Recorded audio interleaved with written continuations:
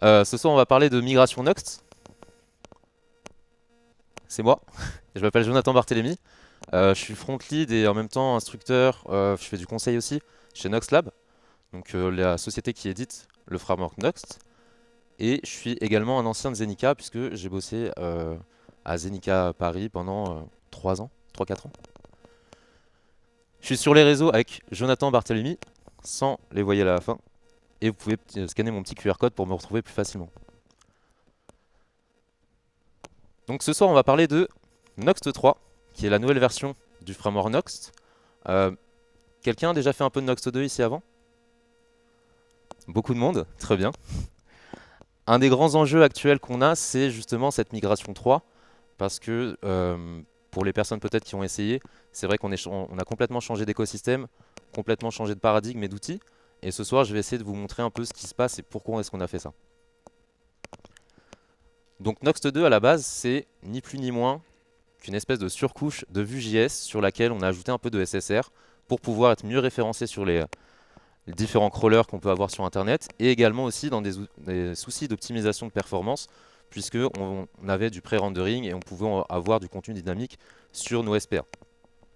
Donc Nuxt 3 c'est un peu différent puisque on va essayer d'aller un peu plus loin puisqu'on va se retrouver dans un contexte qui va fédérer énormément d'outils pour nous donner une expérience développeur qui va être beaucoup plus grande et surtout des mécanismes de développement qui sont complètement inédits pour pouvoir faire mieux. Donc, comment est-ce que ça s'articule? Eh bien, on a ajouté pas mal de petites features, comme vous pouvez le voir, et notamment, bah, on a pris Vue 3, toutes ces features en parallèle, et on les a mis à l'intérieur du framework. Donc, vous pouvez utiliser votre application avec Vue 3 nativement, sans aucune configuration. Également, et comme ce que propose Vue 3 aussi, on va pouvoir retrouver la syntaxe Vue 2, donc avec l'Options API, directement dans Nuxt 3. Ce qui fait que pour vos migrations, c'est un peu plus intéressant, puisque vous allez pouvoir migrer petit à petit l'ensemble de vos composants, sans pour autant devoir tout retravailler à la fois. On a TypeScript, ça c'est une école particulière, mais en tout cas, nous, chez Nuxt, on a tout réécrit en TypeScript, ce qui fait qu'on a une intégration de TypeScript qui est native. C'est-à-dire qu'encore une fois, vous n'avez pas besoin de faire quoi que ce soit, pas une seule installation, pas une seule configuration, tout est prêt pour vous, clé en main. On a une feature aussi qui est un peu sexy, qui existait à la fin de Nuxt 2, qui sont les auto-imports. C'est-à-dire qu'aujourd'hui, on a essayé de proposer un framework avec un maximum de lisibilité, et donc, il n'y a plus aucun import direct à faire dans vos fichiers. Ça peut sembler magique, mais on va voir que tout ça est absolument logique. L'hybrid rendering système, alors ça c'est un truc qui est un peu particulier, un peu mal compris j'ai l'impression, c'est que avec Nuxt 2, ce qu'on pouvait faire, c'était la capacité, comme je le disais, à avoir du contenu dynamique sur nos pages et aller chercher potentiellement via un CRUD des données et afficher dynamiquement les données concernées. On a vu apparaître aussi le rendu côté statique, donc c'est-à-dire en fait précalculer toutes vos pages et les livrer directement à l'utilisateur lorsque celui-ci les demande. En termes de capacité, c'est énorme. Et maintenant avec l'hybrid rendering, ce qu'on peut faire, c'est dire pour des tronçons de pages, on va avoir du statique et pour d'autres, on va avoir du dynamique. Ce qui fait qu'on n'est plus obligé d'obéir à une seule chapelle et on va pouvoir micro-dynamiser les éléments de nos pages qui nous semblent intéressants. Et ça, en termes de capacité et d'optimisation, c'est le top, puisqu'on va pouvoir avoir des vraies stratégies de caching et de rendu selon le contexte dans lequel on intervient. Un nouveau système de data fetching, donc ça c'est vraiment si vous avez déjà fait du Nuxt 2, mais grosso modo on a un peu repensé la chose, on va travailler avec ce qu'on appelle des composables, et ces composables vont être bâtis au-dessus d'une librairie qui s'appelle Fetch. Et on va pouvoir faire des interactions un peu plus intéressantes. La Megastar, vite, donc vite va nous permettre de faire tout un tas de choses. C'est aussi par les équipes de Vue, donc c'est Eva New qui est à la source de la librairie. Et vite, en fait, on va voir qu'il va intervenir dans pas mal de moments dans nos développements, puisque ça va être un des outils centraux de notre framework. L'autre gros star, Nitro. Est-ce que des gens ont déjà entendu parler de Nitro? Ouais, c'est génial, hein. Grâce à Nitro, ce qu'on va pouvoir faire, c'est vraiment produire et embarquer un serveur web à l'intérieur de notre application. Ce qui fait qu'avec une application Noxt 3, on va pouvoir avoir directement notre API dans le contexte de notre application front. C'est plutôt pas mal. Et ça, le dernier, bon, lui c'est un peu le mal aimé, c'est Noxbridge. Donc Noxbridge, à la base, c'est l'outil qui nous permettait, en tout cas c'est un outil qu'on a proposé pour essayer de faire en sorte que on puisse passer de Noxt 3, enfin de Noxt 2 à Noxt 3 le plus facilement possible. Comment? Eh bien, en ayant dans un contexte de Noxt 2 tous les outils de Noxt 3 qui soient disponibles pour qu'ensuite on ait juste à monter en version et on va voir que malheureusement ça s'est pas passé ainsi. Je le vends bien Noxbridge pour le coup, vous allez voir. Alors, pour démarrer une migration vers Noxt 3, comment on fait? Ben, on a 3 cas de figure. Soit on y va avec le Silex et on fait ça à la mano. C'est très difficile, c'est très long, et à part d'avoir du temps et surtout des connaissances assez grandes sur l'écosystème Nuxt et Vue, je vous le conseille pas forcément. Néanmoins, ce soir, on va quand même regarder comment ça se passe et quelles sont les étapes nécessaires pour arriver à la migration. Noxbridge, j'en parlais. Noxbridge, c'est l'outil du coup qui va nous permettre d'avoir un espèce de marchepied vers Noxt 3, donc qui va nous proposer toutes les fonctionnalités. On va voir aussi comment ça marche et on va voir quelles sont les limitations, au-delà de la blague, et pourquoi en fait aujourd'hui on ne conseille plus de passer sur Noxbridge. Ou alors y aller directement en créant un projet Noxt 3 et en important notre projet Noxt 2. Donc dit comme ça paraît bizarre et on se dit mais il va avoir beaucoup de boulot, mais en fait non, pas forcément. Pourquoi? Parce que on a essayé de penser Noxt 3 comme étant le plus simple possible d'intégration, quel que soit le point d'entrée. Que vous ayez une application Vue 2, Noxt 2, on va voir que c'est pas si compliqué que ça de passer sur Noxt 3 avec le démarrage projet.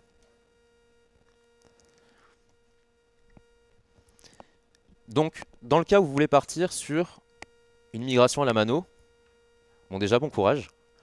Et ensuite, on va voir ce qu'il nous faut pour achever ça. Donc, les 5 points les plus importants pour le faire, ça va être de bien gérer notre configuration dès le début, de bien gérer nos modules, parce qu'on va voir, et pour ceux qui ont fait du Noxt 3, je pense que ça a été la plus grosse douleur et le plus gros point, le plus gros souci, ce sont tous les modules qui ne sont pas encore passés sur Noxt 3 et qui font que ça ne marche pas. Le changement, pas complet, mais en tout cas le gros changement de composition de dossier d'application, qui a pas mal changé. Vue 3, parce que forcément Vue 3, c'est lui qui a amené la plupart des changements et on va voir que toute la nouvelle syntaxe n'est pas forcément facile à prendre en main en tout cas au début et surtout faire la séparation des concerns donc, entre Vue 3 et Noxt 3. Il faut bien être attentif par rapport à ça. Et le dernier, ça c'est un bonus mais je préfère le mettre, c'est le fait que la plus grosse librairie en Vue ne soit plus aujourd'hui recommandée, Vuex. Aujourd'hui, on va plutôt préférer une nouvelle application qui vient de cet écosystème Vue aussi, qui s'appelle Pinia. Donc, pour les personnes qui n'ont pas fait de Vue ni de Nuxt, Vuex, c'est un state manager. C'est grosso modo une grosse boîte dans laquelle on va aller ranger des données et sur laquelle on va avoir une diffusion transverse de celle-ci.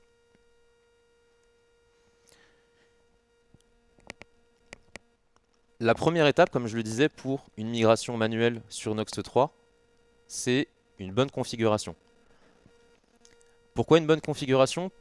Parce que sur Noxt 3, comme je vous l'ai dit, on a tout fait pour faire en sorte que le confort développeur soit omniprésent. Ce qu'on appelle la DX, la Developer Experience, c'est vraiment le centre névralgique de ce qu'on fait aujourd'hui. Et pour faire en sorte que ça marche, eh bien, tout est centralisé dans la configuration de votre projet. C'est-à-dire que la magie qui semble opérer sur un projet Noxt 3 n'existe pas forcément. C'est tout simplement parce qu'on aura bien défini quelles sont les règles et le sentier dans lequel on veut travailler au sein de notre application.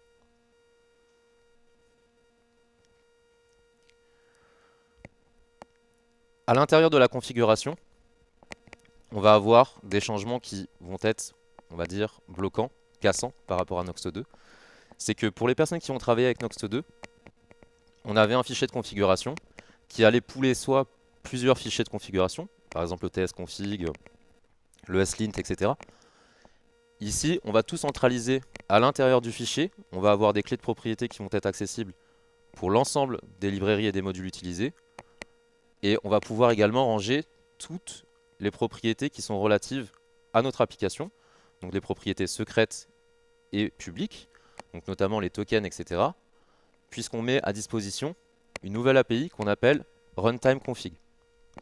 Cette API va nous permettre d'avoir toutes les variables d'environnement qui sont accessibles et exploitables par notre application, et protégeables ou non, si on le veut.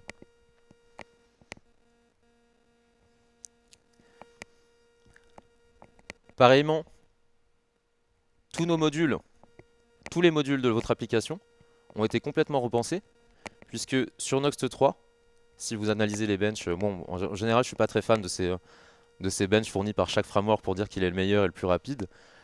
Mais pour le coup, on a essayé d'optimiser un petit peu le build process et de faire en sorte que les modules sont embarqués que lorsqu'on en a besoin, c'est-à-dire de l'étape de développement jusqu'à la production. Et c'est pour ça qu'on a besoin de remodifier un petit peu ce qu'on fait. Et nous, on parlera juste de modules. Et on verra qu'après Nuxt, on se charge d'optimiser tout ça et de savoir ce qui est présent dans le build ou pas. Donc, comme je le disais, les modules, c'est aussi ce qui va poser de très gros soucis lorsque vous migrez une application Nuxt 2 vers Nuxt 3. Tout ça pour des raisons assez techniques. On a changé complètement, passé de CommonJS à ESM, etc. Donc en fait, on est sur des modules aujourd'hui qui ne peuvent plus être utilisés ou en tout cas exploités comme tels, comme on le faisait sur Nuxt 2. Et c'est pour ça que beaucoup de librairies ne sont pas mises à jour, ou en tout cas n'ont pas fini leur travail de migration. Je pense notamment à Vuetify. Je ne sais pas si certains ont déjà utilisé cette librairie. Vuetify, c'est une grosse librairie de composants. C'était peut-être même la plus grosse librairie de composants qui a réussi à sortir enfin en tout cas a sorti une version stable il n'y a pas très longtemps et qui du coup en termes de conversion a perdu pas mal d'utilisateurs je pense parce que c'était assez compliqué ou en tout cas c'était différent de pouvoir sortir un module sur Noxt 3 plutôt que Noxt 2. Donc à chaque fois que vous voulez checker si une librairie est disponible, faites bien attention par rapport à votre projet actuel d'aller vérifier sur ce lien si le module en question est disponible. S'il l'est pas, vous allez voir, ça va être un peu compliqué. Il vaut mieux trouver des péri-solutions pour ça. Donc un des gros changements aussi, c'est Vue 3. Tant qu'à faire, autant si on sort une nouvelle version, autant utiliser les derniers outils. Donc Vue 3, il y en a certains aussi qui en ont fait un petit peu. Ouais. Ça s'est passé comment votre migration? Enfin en tout cas, plutôt bien, plutôt pas bien?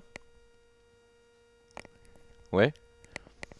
Vue 3 a eu un mécanisme hyper intéressant, c'est-à-dire que c'est souvent assez compliqué pour un framework de revenir en arrière et de dire bon bah il y a des choses effectivement qu'on a toujours fait et aujourd'hui ça serait bien qu'on fasse autrement.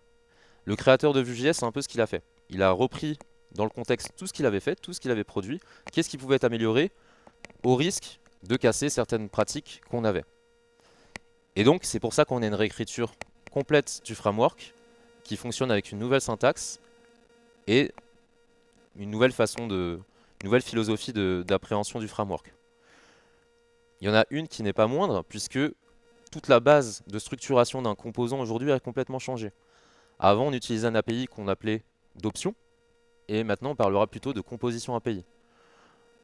Pour faire simple, on travaillait avec un gros objet JavaScript, aujourd'hui on travaille avec du JavaScript plein. Donc vous pouvez coder vos fonctions à l'intérieur de vos composants, c'est du JavaScript entièrement.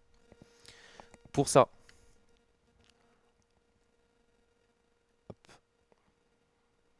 je ne vais pas pouvoir faire de copier-coller, c'est pas grave.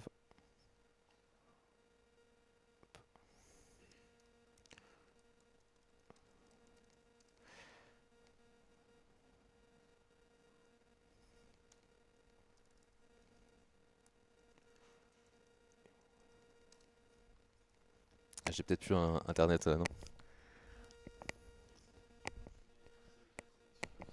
Ah, V3, Vue.js. Ah oui, pardon. Effectivement, ça marche moins. Ok, top. Donc, les équipes n'ont pas non plus laissé les gens se débrouiller tout seuls, puisqu'il y a une documentation officielle qui peut vous aider à avoir le processus de migration par rapport à une application Vue 2 vers Vue 3. Donc si un jour vous vous lancez vers cette migration, pensez bien à checker tout ce qui est mis à l'intérieur de cette liste. Ici, on peut voir sur le côté tous les insights par rapport à ce qui a vraiment changé ou non. On voit ce qui a été modifié sur l'API, ce qui a été complètement retiré, et les solutions qui sont associées.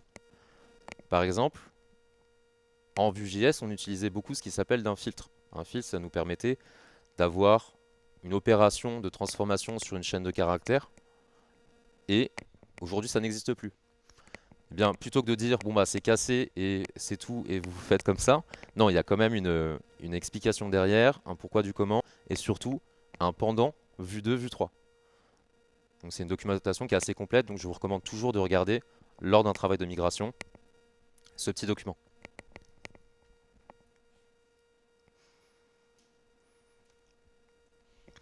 Notre state manager principal aussi a changé.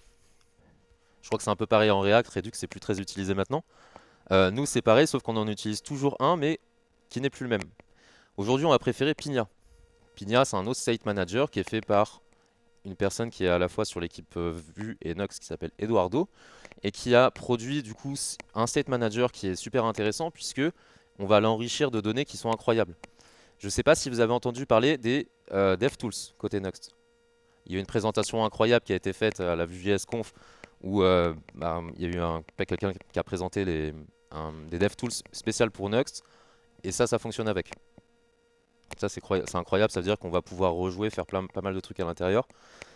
Cette librairie est celle qu'on préconise un maximum et c'est celle de toute façon sur laquelle on va avoir toutes les documentations en général. Mais ça, par exemple, pour une personne qui avait l'habitude d'avoir Vuex et toutes les actions getter, etc. à l'intérieur de Vuex, ça peut être aussi pénible. Normalement, Pinia est fait pour que les API, ou en tout cas la syntaxe, matchent au maximum, donc le travail de migration ici sera amoindri. Là, c'est la slide qui fait peur. Alors, rassurez-vous, c'est juste pour expliquer un peu et c'est pour vous donner aussi après peut-être les supports pour que vous puissiez les garder. Ça, c'est tout ce qui a changé grosso modo sur la directory structure. Donc ici, on a un rappel de tout ce que fait chaque dossier à l'intérieur de Nox. Et tous ces dossiers, en fait, vont avoir une utilité, vont fonctionner ensemble et vont être centralisés par rapport à ce qu'on a mis dans la configuration. Tout à l'heure, je vous disais que on avait une fonction, enfin en tout cas, on avait une fonctionnalité dans Noxt 3 qui s'appelle les auto-imports. Les auto-imports, c'est du coup le fait de ne pas avoir à importer chaque fichier, ou quoi que ce soit d'ailleurs à l'intérieur de notre application. Eh bien, tout ce qui se passe à l'intérieur de ces dossiers, c'est effectif. Donc que vous travaillez avec vos composants, vos composables, vos middleware, vos layouts, vos pages, tout va être importé dynamiquement. Et c'est tout ce qui est reconnu et analysé par Noxt.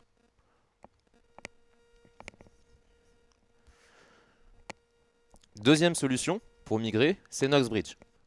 NoxBridge, comme je le disais, c'est une solution qu'on a sortie qui permet d'utiliser l'API Noxt 3 sur Noxt 2, mais qui va quand même avoir certaines limitations. Alors pourquoi je ne recommande pas à titre personnel NoxBridge? Eh bien NoxBridge, en fait, ça embarque tout un nouvel écosystème. C'est un outil qui vous permet d'émuler ce qui se passe sur une autre version. Et ça implique que chaque bug, ou en tout cas chaque chose qui peut ne pas fonctionner avec NoxBridge, n'est potentiellement pas un problème de Noxt 3 ou de Noxt 2, mais de NoxBridge. Donc ça vous apporte une complexité supérieure par rapport à un outil dont vous allez vous débarrasser finalement. Donc potentiellement du temps de perdu et des coûts pour la société pour laquelle vous travaillez. Pour faire un petit tableau de rappel entre ce qui est possible entre Noxt 2 vers Noxt 3 et avec NoxBridge, ça donne à peu près ça. Donc on va retrouver pas mal de fonctionnalités sur NoxBridge, mais c'est pas non plus une solution à tout faire, puisque comme on le voit, il y a pas mal de choses qui sont partiellement gérées, voire pas du tout gérées, et surtout qui ne sont pas stables.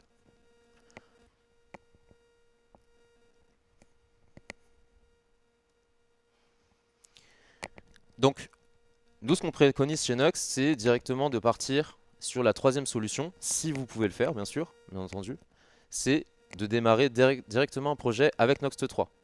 Alors, quelle est l'utilité de ça? Eh bien, tout ce qu'on a vu en termes de configuration, etc., et tout ce qu'on n'a pas vu sur le component directory, vous n'avez pas à le faire, on le gère pour vous. En plus de ça, comme je vous disais, Vue 2, enfin plutôt Vue 3 et Noxt 3 vous permettent d'utiliser un maximum de la syntaxe que vous aviez auparavant. Ce qui fait qu'on peut même imaginer des gros copier-coller méchants du dossier component à l'intérieur d'un projet Noxt 3. Ça peut plus ou moins marcher si tant est que vous retiriez quelques options. Donc ça vaut peut-être le coup de partir sur cette solution plutôt que de tous retaper à la mano en termes de configuration. Pour démarrer un projet Noxt 3, on a sorti également un nouveau CLI, c'est Noxy. Noxy, c'est ce qui va vous permettre de démarrer une application et de gérer toutes les dépendances à l'intérieur. Pour faire ça, vous pouvez y aller, hein, ceux qui ont un ordinateur et qui veulent essayer, vous avez juste à taper cette commande et tout est fait. Et vous allez voir que ça va être fait dans un temps record.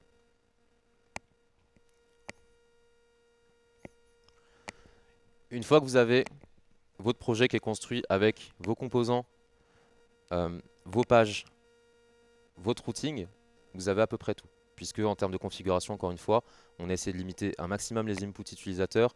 Et même si vous en avez, normalement, vous pouvez toutes les remettre à l'intérieur du Nox config. Ça devrait fonctionner. Si ça ne fonctionne pas, vous pouvez nous taper dessus. GitHub issue. C'est tout pour moi. Merci à vous.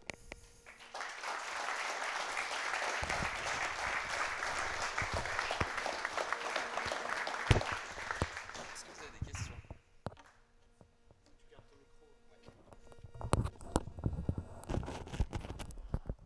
Ok.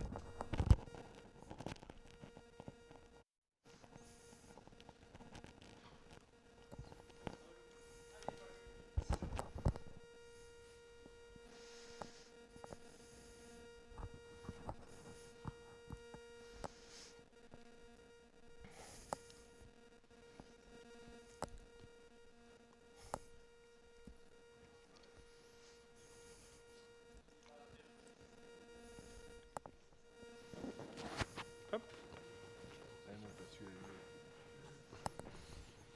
1, 2, 3 soleil, on m'entend. Merci pour ce talk. J'avais une question pour aider à la migration. Je sais que c'est un peu compliqué de faire des tests unitaires en Nuxt. Ouais. Enfin, ouais. Comment tu pourrais simplifier la chose? Comment aider sur ce point-là? Alors, je ne sais pas à quel point tu fais référence exactement, mais aujourd'hui, par exemple, sur Noxt 3, tu as une librairie qui s'intègre très bien avec un minimum de configuration qui s'appelle Vitest, et qui est celle officielle enfin, pas plus ou moins officielle de Vue. Et en termes de configuration, on peut peut-être aller sur la page module, mais tu as un module à ajouter dans ta configuration, parce que tu as un module officiel. J'accepte tout. Désolé. Donc, ici, comme on peut le voir, hop. Est-ce qu'on est bien sur le 3? Ouais, c'est ça.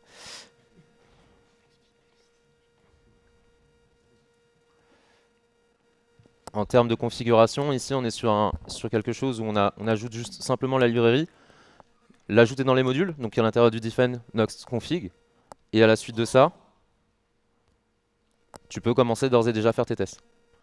Donc on est plutôt sur quelque chose de simple, et en plus de ça, qui s'intègre dans ton workflow de déploiement, etc. assez simplement. Je sais pas si tu connaissais cette... Ouais, j'avais déjà un petit peu regardé. En fait, j'ai plus. Avant, j'écrivais tous les imports de routeurs, des trucs comme ça et tout, Ouais. ça devenait horrible. Et ça, du coup, ça permet de le faire automatiquement un peu, c'est ça? Tout à fait. En fait, le dossier notes config qu'on a vu avec tous les auto-imports, etc., on a essayé d'être modulaire puisque même si tu as l'habitude, par exemple, de faire tes imports, tu peux bien préciser pour que certains tronçons de dossiers ou de fichiers, par exemple, si tu as un dossier test, dire, bon, bah ici, je veux retourner à la solution import manuel. Et dans ce cas-là, ça t'évite de repasser sur tous tes tests et de retirer tous tes imports, etc. Donc logiquement, c'est quelque chose que tu peux faire assez simplement. Ok.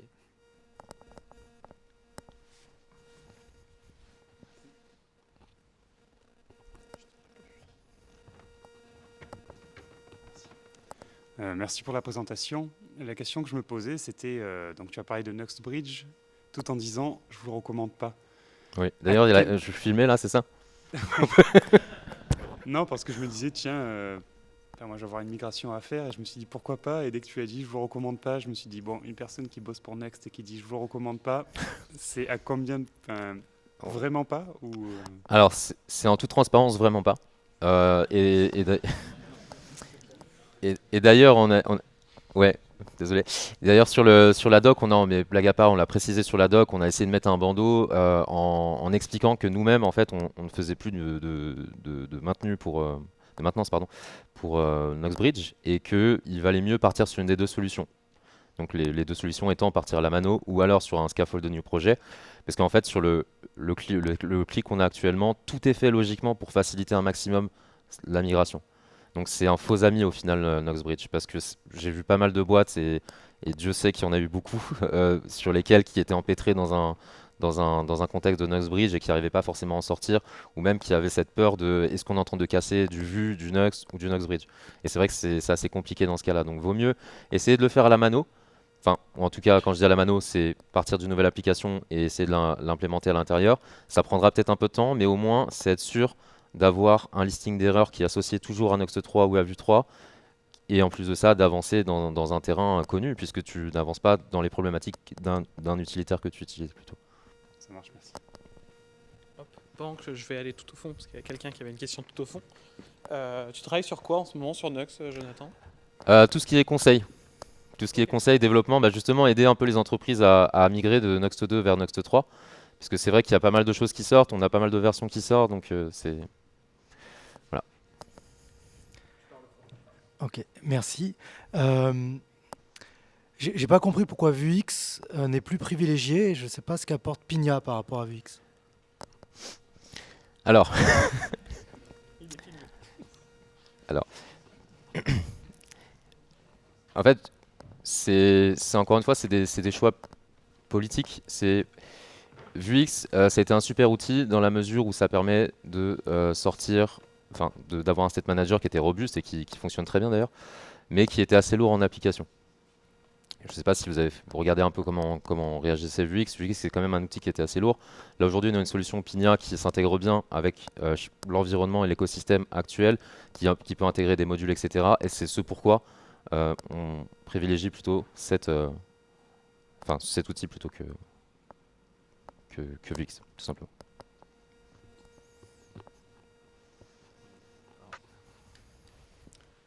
Aujourd'hui, la documentation officielle de React, elle conseille de partir sur Next pour la plupart des applications. Est-ce que tu penses que Vue devrait faire pareil et recommander de partir sur Nuxt par défaut ou presque par défaut? Non, non, mais c'est une bonne question. Je pense pas. Je pense pas parce que tout dépend en fait de l'architecture du projet qu'on va avoir. Si tu as besoin de bâtir uniquement une SPA avec le minimum de modules intégrés, t'as pas de raison de partir sur Nuxt en soi. Après, si tu as une appétence avec Nuxt, moi personnellement qui fais tous les jours du Nuxt, effectivement même si je pars sur une SPA, je vais partir sur Nuxt parce que j'ai plus l'habitude de cette organisation, de l'API que m'offre Nuxt, etc. Mais c'est pas du tout obligatoire. Faut savoir ce qu'on veut faire en fait. Pour un outil en SPA, vu que ça fonctionne très bien, il n'y a pas de... Enfin, Nox est bâti au-dessus de ce que fait Vue, donc dans tous les cas, tu seras jamais plus à jour qu'avec Vue 3. Donc, tout dépend de ton besoin. Ah, il y a une question juste après. Tout d'abord, merci pour cette présentation.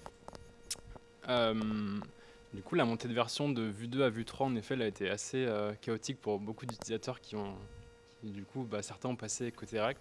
Mais vous, comment vous l'avez vécu cette montée de version et est-ce que ça vous a pas un peu forcé à aller dans la direction que vous avez pris de Nuxt 3 Alors, moi, je bossais pas avec Nuxt à ce moment-là. Justement, je les ai rejoints après qu'ils soient sortis en la release candidate et j'ai suivi du coup très très bien à l'époque. On avait l'occasion de travailler ensemble et justement, il y avait une version par jour, j'exagère, mais en tout cas, sortir de release candidate, ça a été super compliqué pour Nuxt. Il y a eu pas mal de choses qui ont changé. C'était pas stable du tout. Donc je pense que ça a été compliqué pour les équipes en interne de pouvoir suivre le fil de ce qui se faisait avec Vue. Surtout qu'en fait, au-delà de Vue 3 qui est sorti et qui a un peu révolutionné le truc, c'est tous les outils qui sont arrivés autour. Parce que Nuxt, encore une fois, c'est une grosse machine qui embarque plein d'outils et qui facilite le fonctionnement de tous ces outils ensemble. Et c'est vrai que tant que tout n'était pas sec, c'est vrai que c'était un peu compliqué pour les équipes de la core team de sortir de ça. Merci. Moi, j'aurais une question pour toi vis-à-vis de Nuxt, et toi qui fais partie de l'équipe. C'est aujourd'hui, on a la version majeure 2. est-ce qu'il y a une volonté de rester sur celle-là et essayer de pas breaker, ou il y a des chantiers où vous dites peut-être qu'il va falloir breaker d'ici un an. Je sais que Next se pose la question d'essayer de plus break. Ouais. C'est un vrai enjeu aujourd'hui sur des frameworks parce que la migration c'est toujours compliqué. Mm. Est-ce que tu sais des insights de ça? Je pourrais pas te répondre. Mm. Euh, Comme tu dis, c'est assez compliqué parce que de toute façon, que tu es Next, quand tu sois Next, pardon, ou Next, quand tu suis comme ça un framework et que tu dois faire monter en évolution ton framework, bah t'es pas décisionnaire de la direction que prenne le framework. Après, le gros avantage de Next par rapport à Next et React par exemple, c'est que les équipes de Vue et de Next sont plus ou moins les mêmes. C'est-à-dire que tout l'écosystème de Vue, c'est-à-dire que ce soit Vite, Vue.use, etc., enfin tout ce qu'on peut imaginer Pinia, c'est plus ou moins des personnes qui travaillent chez Vue, chez Nuxt. Donc si tu veux, il y a une volonté aussi d'avancer ensemble. Donc si changement il y a, je pense pas qu'il y aura de changement bloquant sur le futur. Je veux pas m'engager, mais logiquement, ça sera pas le cas. Et même sur les changements bloquants et breakants qu'il y a eu entre Vue 2 et Vue 3, il y a eu quand même un minimum de pertes, pardon. Et le Migration Guide prouve bien que bah, c'est toujours possible de faire avec l'ancien. Enfin, le nouveau avec l'ancien. Est-ce qu'il y a d'autres questions dans la salle? Ouais, genre, j'ai plein de questions, moi, parce que moi je fais pas de Next, je fais du Next, Ouais. donc je fais plein de questions. Vous avez des télémétries sur les migrations, c'est-à-dire est-ce que vous avez une vision des utilisateurs de Next? Combien sont sur la version 3? Combien ont migré de 2 vers 3? Ou c'est complètement inconnu? Alors, il y a des métriques, mais les métriques en tout cas qui sont les plus flagrantes et qu'on peut d'ores et déjà voir, c'est le téléchargement sur NPM. Ok. Le téléchargement sur NPM, c'est un truc auquel il faut être super attentif. Et c'est vrai qu'au début, c'était un peu compliqué. Les chiffres, les chiffres faits par Next 3 n'étaient pas forcément hyper hauts par rapport à Next 2. Mais là, aujourd'hui, on arrive sur le point le segment qui se rejoint. Donc, c'est en hausse, surtout que Vue 2, ils ont annoncé qu'à la fin de l'année, bah voilà, donc ça va être un peu compliqué. Donc là, forcément, tu as tout le monde qui s'est mis sur les migrations. Moi, je vois de plus en plus d'entreprises, en tout cas, qui sollicitent pour avoir justement ce tournant et ce pivot sur Next 3 parce que il y a des réalités qui font qu'une entreprise qui a sa stack qui tourne dessus et qui va tomber sur un framework qui n'a plus d'évolution et qui n'est plus maintenu, bah, ça va être un peu compliqué. Donc là, en ce moment, surtout, j'ai envie de dire, sur la sortie d'été, et même un petit peu avant, tu as énormément de grosses structures qui font ce pivot de montée en version. Mick, t'as des nouvelles des pizzas? Ok. Est-ce qu'il y a d'autres questions dans la salle? S'il n'y a plus d'autres questions, il y a une question, vas-y. Ça va nous faire patienter. Dans mon projet de migration donc de Next 2 à Next 3, la plus grosse problématique, tu en as parlé, c'est quand il y a pas mal de librairies qui ont été utilisées qui n'ont jamais été mises à niveau. Je ne sais pas comment le dire autrement. Ouais.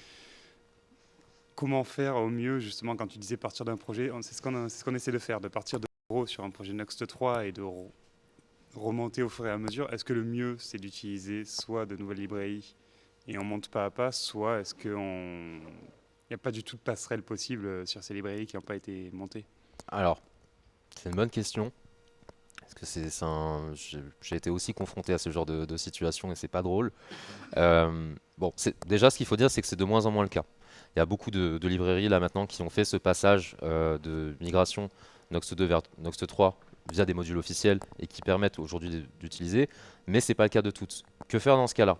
Premier réflexe, c'est aller voir le GitHub, voir les issues et voir si c'est planifié et à quel point ils en sont à la fin de cette migration. Si c'est pas le cas, effectivement, deux cas de figure encore une fois, soit tu prends une autre solution, tu trouves une solution alternative qui est déjà présente sur le marché, et d'ailleurs ça a rabattu pas mal de cartes parce que tu as pas mal de modules qui étaient présents et qui n'ont pas réussi à faire ce travail assez vite de migration, et donc ça crée de nouveaux acteurs sur le marché qui fonctionnent plus ou moins bien.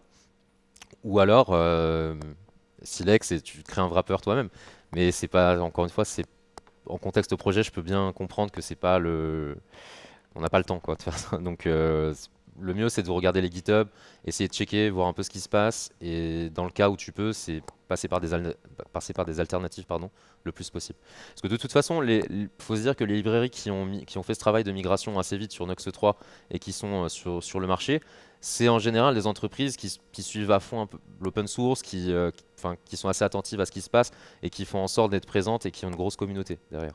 Parce que s'il y a peu de comment dire, d'acteurs qui proposent cette solution, ça veut dire que tout le monde va se tourner vers ça, donc ça crée une communauté de développeurs qui est plus intéressante. Il y a un effet domino. Donc le mieux, c'est d'aller voir ce qui se passe sur le GitHub et si c'est pas le cas, d'aller chercher une solution alternative. Sur ce, on va peut-être s'arrêter là pour les questions. Si vous en avez de nouvelles, il y aura l'apéro avec les pizzas qui arrive après. Ce que je peux faire pour vous faire patienter, je peux vous annoncer les sujets qu'il y aura le 11 octobre prochain, lors du prochain Meetup.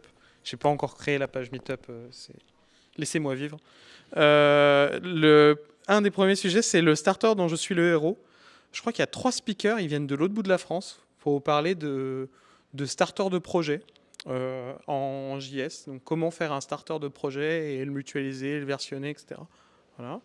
Et puis l'autre sujet, ce serait de Darwin au JS, introduction aux algorithmes génétiques. Donc de l'algogénétique en JS, pourquoi pas. De toute façon, on peut tout faire en JS et Julien nous a montré qu'on peut l'animer en plus, donc c'est formidable. Donc on se retrouvera le 11 octobre et puis après novembre, décembre, janvier, etc. On va essayer de continuer un event par mois toute l'année.